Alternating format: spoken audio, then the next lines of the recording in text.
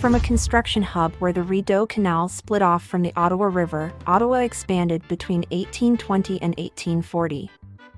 The canal project was overseen by British Colonel John from 1779 to 1836, and the town was first called Bytown before being renamed Ottawa in 1854. The first Canadian Parliament convened here after the Dominion of Canada was established in 1867. The Parliament buildings were constructed in 1865 and are located high above the Ottawa River. Ottawa has a vibrant cultural life that is complemented by all the attractions in Gatineau, which is located in the province of Quebec across the Ottawa River.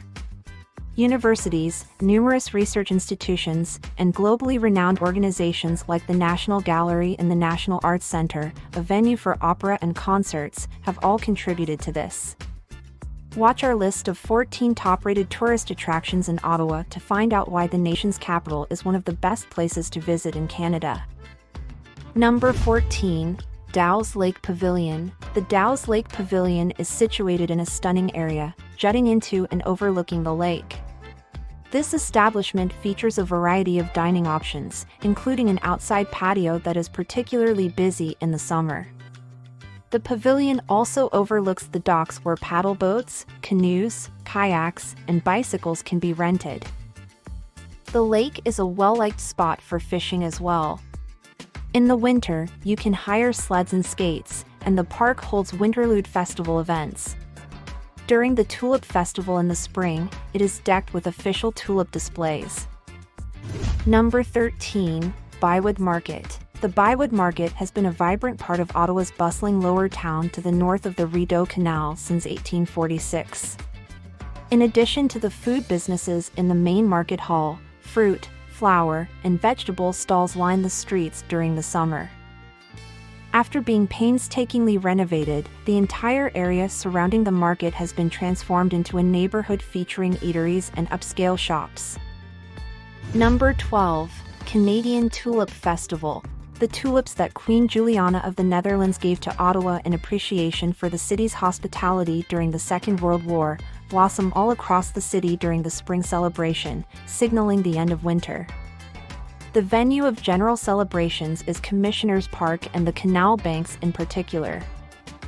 The Ottawa plant of the Royal Canadian Mint still produces exquisite medals, collectible commemorative coins, and awards in precious metals even though it no longer produces Canada's circulating currency. Among them are Olympic medals. Particularly on weekdays when you can observe the artisans at work, the trip is intriguing. Additionally, you'll get to hold a genuine gold ingot and witness one of the 3 enormous gold loonies that are produced here. Since tour groups are typically limited, reserving in advance is advised. Number 10. Canada Aviation and Space Museum. The Canada Aircraft and Space Museum, situated near Rockcliffe Airport on the outskirts of town, provides a detailed account of Canadian civil and military aviation. Fighter planes from the Maiden and Second World Wars, as well as some of the seaplanes and other aircraft that helped explore Canada's unexplored northern wilderness, are among the aircraft on exhibit. Another is a copy of the Silver Dart, which made the country's first flight in 1909. Number 9. Notre Dame Cathedral Basilica. A stunning Catholic basilica dedicated in 1846, Notre Dame Cathedral is located across from the National Gallery. It is renowned for its interior mahogany carvings by Philippe Parisot and Louis-Philippe Hébert statues of the 4 apostles, prophets, and evangelists. Stained glass windows are especially beautiful. The work of Montreal artist Guido Nincheri, depicting scenes from the lives of Christ and the Virgin Mary, was finished in a series of 17 windows between 1956 and 1061. The largest and oldest standing church in the nation's capital is housed in this historic structure, which was started in 1841 and finished in 1880. Number 8. Dieffenbunker, Canada's Cold War Museum. The Canadian Cold War Museum is housed in a sizable subterranean complex that is located outside of Ottawa and was built in the early 1960s to safeguard crucial government operations in the event of a nuclear conflict. As part of Project Ease, several subterranean shelters that were self-sufficient, shock-proof, and radiation-proof were constructed around Canada during the Cold War. Prime Minister John Dieffenbunker, who supported their development, was given the moniker Dieffenbunker by political skeptics. The massive bunker is now home to an intriguing Cold War-themed museum. Number 7. National War Memorial. Canada's Tomb of the Unknown Soldier and the National War Memorial is at the base of a magnificent bronze sculpture of World War I soldiers emerging from a granite arch.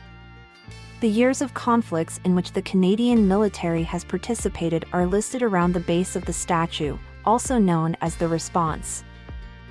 Number 6. Canadian Museum of Nature. The Canadian Museum of Nature offers moving temporary exhibitions and takes visitors on a journey from the time of the dinosaurs to the current animal population. It is Canada's national natural sciences and history museum, housed in a landmark structure formerly the Victoria Memorial Museum. This castle-like structure's construction was finished in 1910. Number 5. Peace Tower. Parliament Hill. The entire city, the river, Gatineau, and the hills to the north are all visible from the observation deck at the top of Ottawa's highest building, the Peace Tower. You can see the bells of the tower while riding the elevator up, and there is a section dedicated to the Canadian soldiers who lost their lives in World War I. Even though entrance to the tower, popularly known as the Tower of Victory and Peace, is free, you must first obtain a ticket.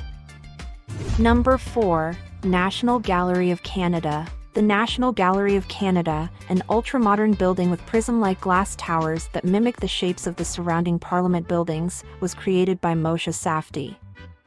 The faux medieval Chateau Laurier contrasts with the glass, but the attraction nonetheless blends in well with Ottawa's urban landscape.